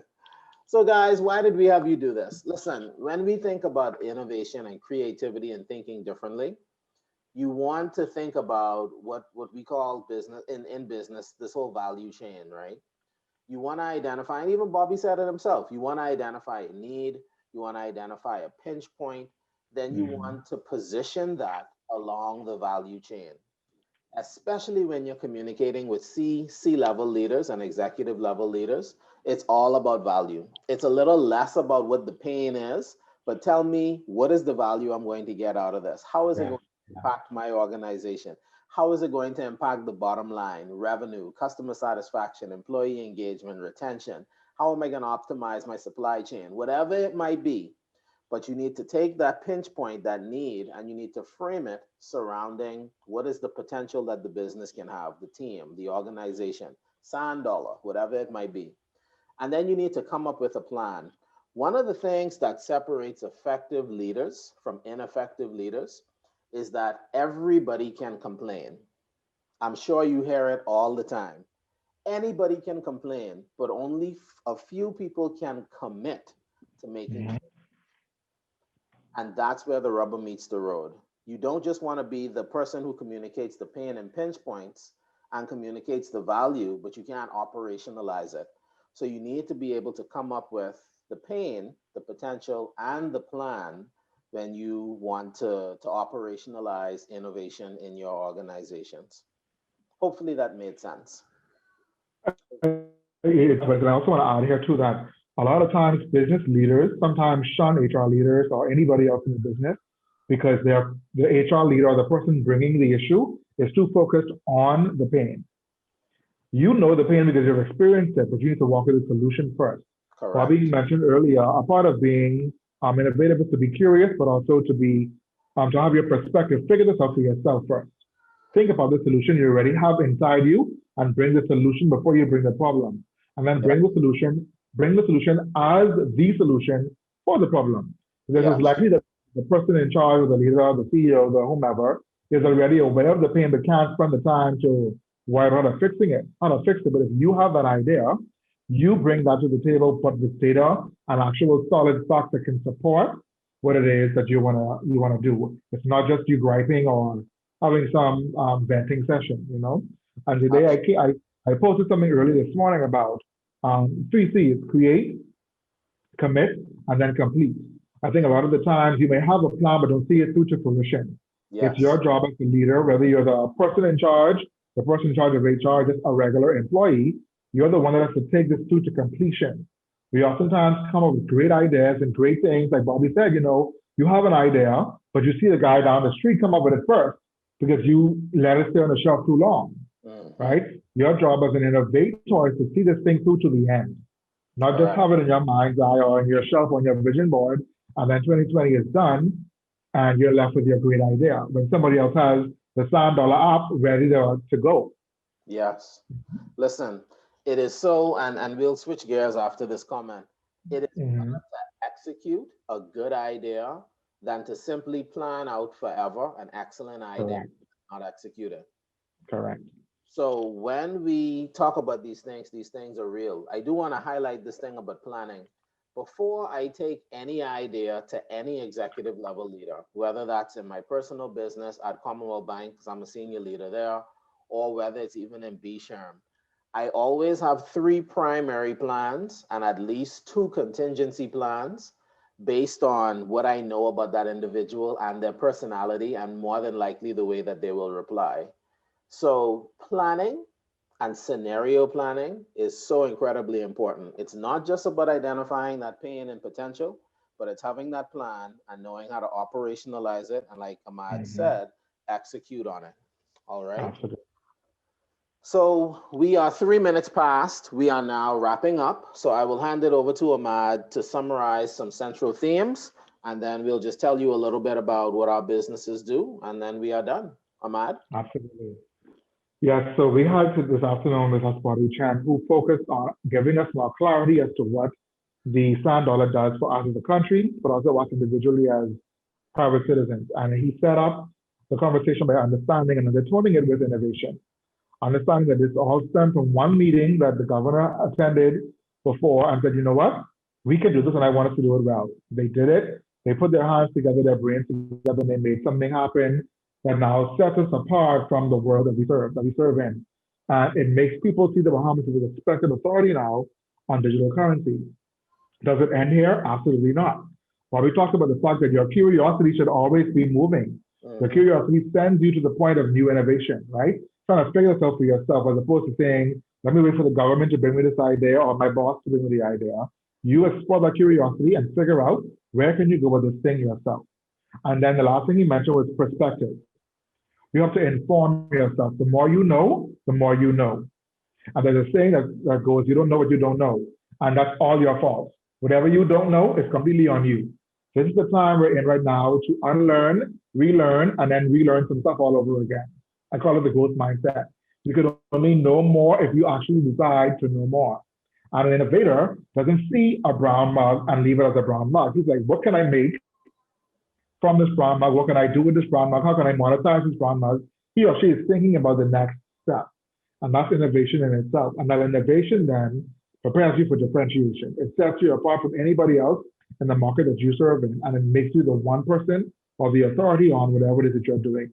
And so we had a great opportunity today to understand what innovation is and how it can lead to differentiation, how the sand dollar has done just that for the Bahamas, but also us as individual citizens. I want you to take that today and make sure that you're using the things that you have at your disposal to become genuine innovators. Every one of us has it in us, and it's up to us to determine what it is we're going to do with what God has given us. Right? Absolutely. So now we'll hand it over to Bobby to give us any final remarks relative to sand dollar, and he'll also share, which we have on the screen, if you want to contact the Project Sand Dollar team or if you have any questions. Bobby, over to you. Thank you, Wellington. And once again, thank you to both of your respective organizations for putting on such a a good showing on innovation, and we encourage everyone to continue joining on the various series, the next iteration of the series. And I will be looking forward to participating as well in your next segment. Just following up on how you can get yourself a sand dollar wallet. As you see on the screen, we have six current providers: Omni, Canoe, Cash and Go, Money Max, Mobile Assist, and SunCash. You can go to any of those providers and get yourself signed up for sand dollars. And if you guys have any questions at all that hasn't been answered in this forum, please give us a call at 302-9880 or email us at psd@centralbankbahamas.com. Once again, thank you all, and looking forward to hearing from you. Thank you greatly, Bobby. Thank you so very much for your time today, and also for the knowledge that you shared. We My are pleasure. so tremendously grateful. Over Indeed, to you, absolutely. Ahmad. Yes. So my family in transition, I am the CEO. This does say principal, but my mother said, you are the CEO, and so I'm the CEO of Astute Talent Management. And my company focuses on giving people and the organizations they need the help to improve their talent. And that can be you, the individual, or the organization you work for. And that can come in the form of training and development for your staff, leadership development for your leadership team, recruitment services for your organization. And then for the individual, it also focuses on you building the best level of yourself that you want to present to the world, whether that's going to be in a professional manner or in your educational pursuits, your personal pursuits, whatever it is. I'm all about getting you to your next level and your talent to its full potential. And that's what I do at Astute Talent Management. So if anything you have a question about, a concern about, a need for, please reach out to me. And I'm happy to partner with you and to get you to your next level. Thank you so much. Absolutely. Thank you, Ahmad. Listen, guys, WHI is very intentional with who we partner with. And we only partner with the best in the industry. Hopefully that doesn't sound proud. That's just an extreme level of confidence that I have. And we saw potential in Astute Talent Management, and specifically in Ahmad Thompson. And we reached out to him as he helps others to achieve their potential, to help him achieve his. So WHI gives you full backing of everything that Ahmad Thompson does. He's a trendsetter, he's a trailblazer. And mark my words, if I was a gambling man, I would say put some money on it. In another 5 to 10 years, you're going to see this name across the world. So get to know him now while his fees are cheap. It's going to be cheap long. Like, mark my words, it's not going to be cheap long. I am Wellington Hepburn, president of WHI, and the whole thought behind WHI is to make individuals better. Our slogan is literally as we grow together, and we want to make you, your companies, your teams as best as they can be, whether that's through professional workshops, whether that's through We Invent coaching program, whether that's through the books that one that we've published and another 2 that'll be published by the end of the year, keynote addresses, breakout sessions, whatever it may be. You can feel free to check out our website, which I will pull up very briefly. And if you find that there's a need, as Bobby said, that we can service, please let us know. I do want to highlight some books that we have coming. So one book that I recently published is called Cultivating an Agile Mind. If you're interested in purchasing it, it is available on Amazon. If you are a Kindle reader, I know that within another week to 2 weeks, I'll have physical, maybe not 2 weeks, another 2 to 3 weeks, I'll have physical copies in town also. So you can avail yourself of this. It's a really cool model that focuses on 5 stages of dealing with change. All of us have gone through tremendous amount of change, and some of us have gone through it successfully, some of us have not. And this model in this book will help you to build your change resilience. All right. The second book that we have coming out by Christmas is called Elevate, and this is focused more on HR professionals to help us become the best that we can in terms of support for our organizations. And if you wish, there's some pre-ordering mechanisms here that you can avail yourself of. As a part of our transition series, we also sell certificates. So if you're interested in purchasing a certificate of recognition, These are just some samples that we did from previous sessions. We do have these certificates available for sale. It's $5 certificate, and we'll send you a digital copy. All right. And last but not least, we are now done with episode 4. Wow, where does the time go, Ahmad? Where does the time go?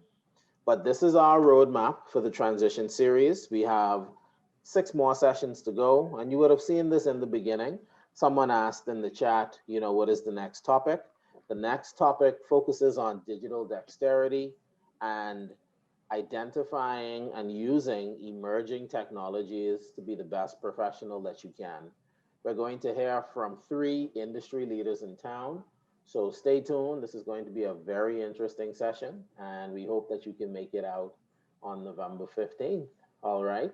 So we thank you for your time. Thank you for giving us 11 more minutes of your time today. And we wish you all the best this week. Take care, guys, and cheers. Thank you, everyone. All right. Take care. Thanks, guys.